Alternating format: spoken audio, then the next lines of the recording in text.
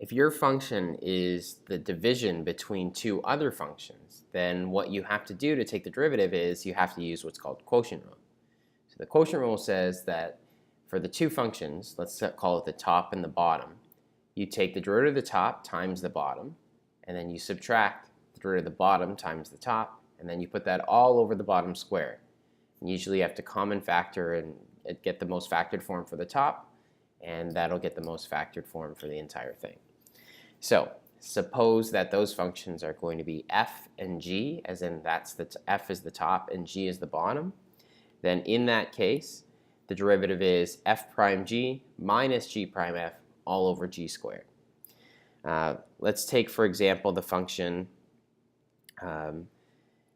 y is equal to 2x minus 1 all over x squared plus 1. So there's no real way to avoid using quotient rule here.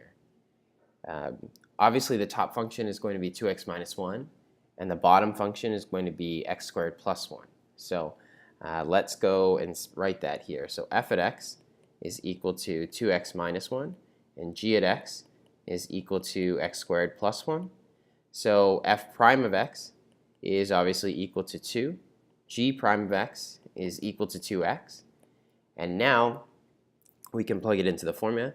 So you get y prime is equal to f prime g, so 2 times x squared plus 1, and then minus g prime f, so 2x times 2x minus 1, all over the bottom square, which is going to be x squared plus 1 squared.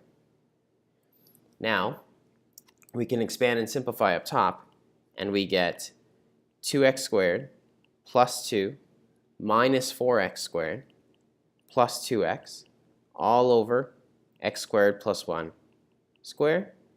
We can simplify the top even more.